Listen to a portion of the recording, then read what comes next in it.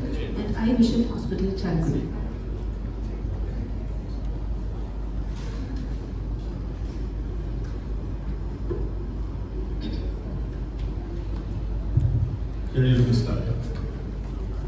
Good morning, everyone. So we are here to exploring a rare and intriguing ocular infection. So we have to shed a light on a rare case. So let us share a case that highlights the importance of considering all possibilities and collaborating that knowledge for a correct diagnosis. This is a story of a 72-year-old female who presented in our OPD in 2024. So he had a pain, redness, watering and defective vision that eye for 2 weeks duration. And she was taken treatment from nearby super specialty hospital and was on topical medication, chloramphenicol, natamycin and tobramycin atropine. When she had no relief, she was referred to us. So the patient already underwent keratoplacy in both eye twice. In her right eye, the graft was failed and only have HM vision. Her left eye status for 2 full thickness graft with no useful vision and was on maintenance dose of steroid. The indications for penetrating keratoplasty was corneal dystrophy, and with the 2 of her affected siblings also underwent keratoplasty. So at the time of presentation, sit-down evaluation shows diffuse lipedema and diffuse condition with a dense stromal infiltrate in the graft inferiorly with the overlying epithelial defect and surrounding deep and superficial vascularization, and there was no hypoper, no scarring. The vision was had movements and the perception of light was accurate. We done a B scan and it was retina on and vitreous was echo-free. So we considered the common differential diagnosis. First was bacteria. So the initial scraping result from the other hospitals was bacteria. It was culture-prone Staph aureus, but the smear was negative. And next is fungal, since the patient was receiving antifungals. But there was lack of feathery infiltrate and other features of fungal keratitis. And next is viral. The HSC stromal viral keratitis is another possibility, since there was no resolution with the current cocktail treatment.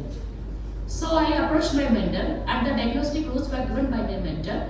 Since she always advised that we should always consider the rare organism. So microspora is rare and it is recognized, especially in immunocompromised, like as in our patient, post-graft on steroid. And the ground glass appearance of the stroma combined with the lack of response to the antibiotics raised my mentor's suspicion. So we proceeded step by step. So we wanted to confirm the initial scraping result, that was bacteria. The topical medications were stopped for the day and the corneal scrapings were sent for microscopic evaluation.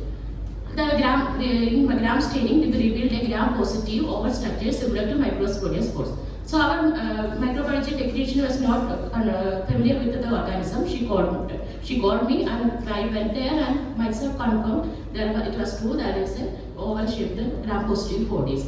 So I got confused. Initially it was bacterial, now it is another organism. So I informed my Dr. Anita, my mentor, and she confirmed the finding. So the initial misdiagnosis was culture-proof bacteria and our scraping showed microsporious spores-like organism. So we also double-checked with the microbiologist at LVPA, Bhubaneswar.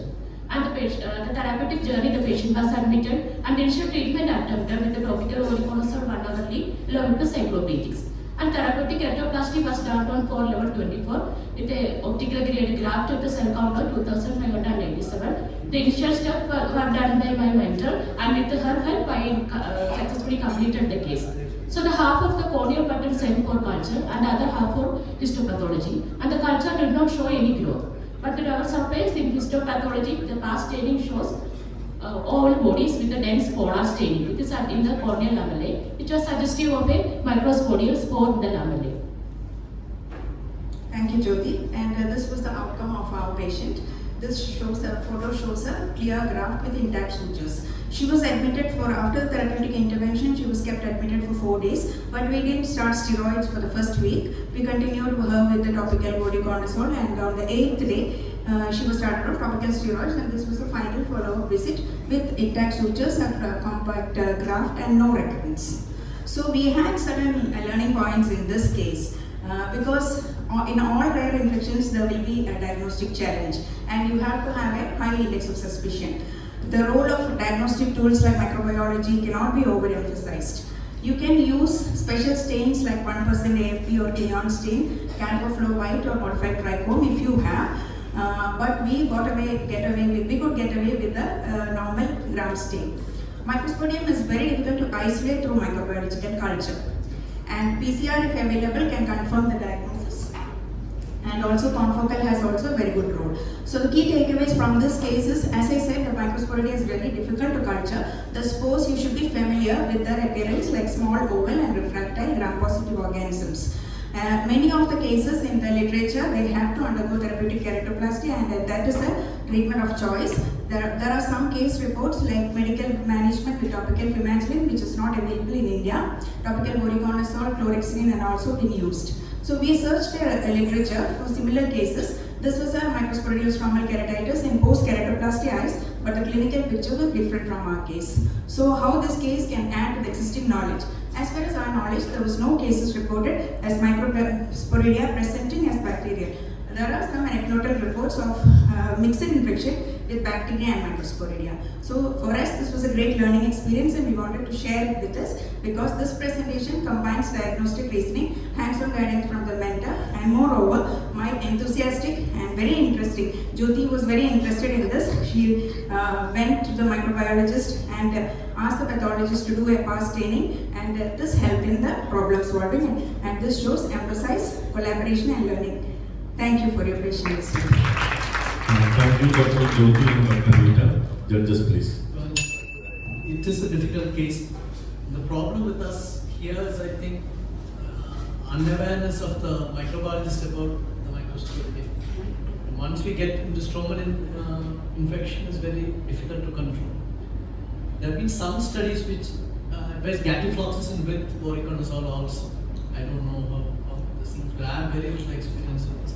But we know the prognosis is bad, and we are seeing a lot of keratoconjunctivitis also microsporidial with SPK-like pictures. Okay. Actually, in epithelial keratoconjunctivitis, it is nowadays it is common.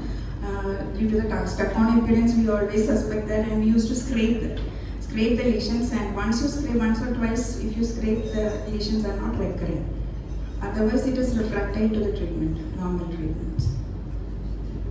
Yeah, even if you don't do anything, a lot of them tend to resolve. The problem is the patient is not happy with not getting anything, and Yes. you want something done.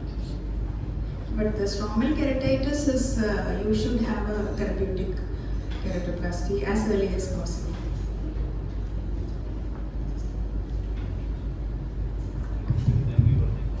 Thank you. Now let's move on to the